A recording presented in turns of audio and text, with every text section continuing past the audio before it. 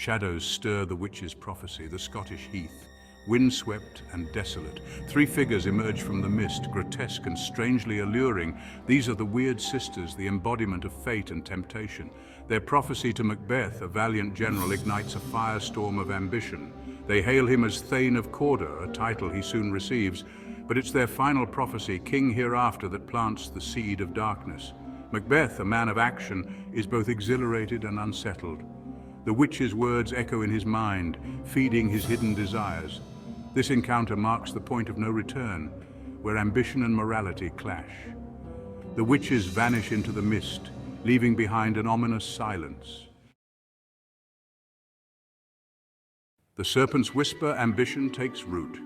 Macbeth grapples with the witch's prophecy. He is torn between loyalty to King Duncan and ambition. Lady Macbeth urges him to seize the throne. She is ruthless and ambitious. She manipulates his conscience, seeing it as weakness. She questions his courage, using cunning words. The decision to murder Duncan weighs heavily on Macbeth. Yet, he cannot resist the pull of power. Driven by ambition, Macbeth takes the first step towards his downfall. A crown stained crimson, the murder of King Duncan. Night descends upon Macbeth's castle, cloaking its inhabitants in a shroud of darkness. As Duncan sleeps, Macbeth, spurred by his wife's machinations and his own ambition, commits the unthinkable. He plunges a dagger into the heart of his king, forever staining his hands with the blood of betrayal. The murder of Duncan is a pivotal moment in the play. It marks Macbeth's transformation from a respected warrior to a regicide, a man consumed by guilt and paranoia. The deed itself is swift and brutal, but its repercussions will reverberate throughout the kingdom. The natural order is disrupted, thrown into chaos. The very fabric of reality seems to unravel. Sleep, once a sanctuary, becomes a torment for Macbeth and his wife. Visions of Duncan's ghost haunt their waking hours, a constant reminder of their crime. The once proud warrior is now a prisoner in a cage of his own making, his soul stained with an indelible mark of guilt and despair. Lady Macbeth, architect of ambition and despair. Lady Macbeth, the architect of this bloody coup, initially appears unshaken by the deed. She is cold, calculating, and dismissive of her husband's tormented conscience. She believes that they can weather the storm they have created, that power will be their shield against retribution. However, Lady Macbeth's steely facade begins to crumble as the weight of their actions takes hold. She too is haunted by the specter of their crime, the blood that stains their hands, a constant reminder of their transgression. The woman who had been so eager to claim the power that came with the throne now finds herself drowning in the darkness she herself unleashed. Her once sharp mind unravels, her sleep plagued by nightmares and waking hallucinations. The woman who had urged her husband to look like the innocent flower but be the serpent under it is ultimately destroyed by the very poison she so willingly embraced. Her descent into madness is a chilling reminder of the corrosive power of ambition and the devastating consequences of unchecked ruthlessness. Section 5. The Tyrant's Descent, Macbeth's Bloody Reign. Macbeth, now crowned King of Scotland, is far from secure in his ill-gotten power. Paranoia consumes him. He sees enemies everywhere, his mind poisoned by suspicion and fear. The very people he swore to rule now tremble before him, their loyalty replaced with apprehension and dread. To secure his position, Macbeth embarks on a reign of terror. He eliminates anyone he perceives as a threat, his hands stained with the blood of former allies and innocent lives. The once noble warrior has become the very tyrant he sought to overthrow, driven by a desperate and futile attempt to outrun the consequences of his actions. His paranoia isolates him, severing the bonds of trust and loyalty that once defined him. He surrounds himself with shadows and whispers, his world shrinking to the confines of his own fear. Each murder, each act of tyranny only deepens the chasm between Macbeth and his humanity, transforming him into a monster trapped in a gilded cage of his own making. Section 6. Echoes of Guilt, the price of unchecked ambition. Macbeth is haunted by the consequences of his actions. Plagued by insomnia and nightmares, he finds no escape. Banquo's ghost, a reminder of his crimes, haunts him. His guilt manifests in paranoia and rage. He lashes out, his words laced with suspicion. His mind teeters on the brink of madness. Surrounded by power, he is utterly alone, a cautionary tale of the corrosive nature of power.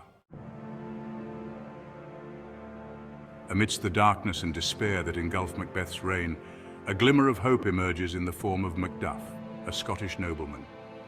Unlike others who cower before Macbeth's tyranny, Macduff refuses to be silenced. He sees through the tyrant's facade, recognizing the monster lurking beneath. The sword of justice. Macduff's loyalty to Scotland runs deep. He mourns the loss of his king and the descent of his nation into chaos. Driven by a profound sense of justice and fueled by the pain of personal tragedy inflicted by Macbeth, he becomes a beacon of resistance. He flees Scotland, seeking refuge in England, where he joins forces with Malcolm, Duncan's rightful heir.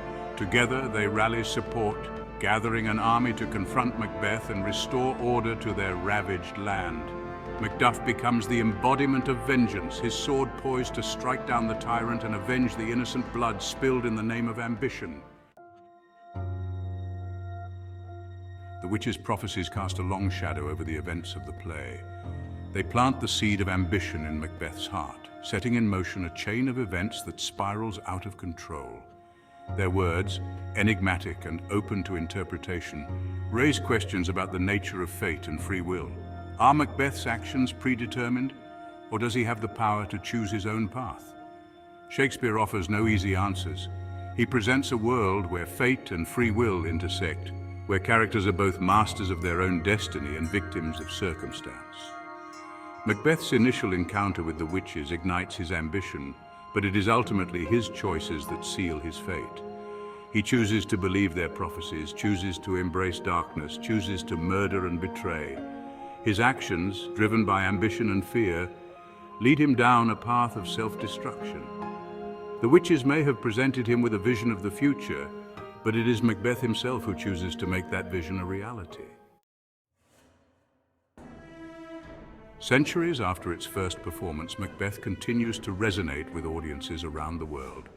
Its themes of ambition, power, and corruption are as relevant today as they were in Shakespeare's time. The play serves as a timeless warning about the seductive nature of power and the dangers of unchecked ambition. In the corridors of power, from the halls of government to the boardrooms of corporations, the echoes of Macbeth's tragedy can be heard. We see leaders seduced by ambition, willing to sacrifice morality and integrity on the altar of personal gain.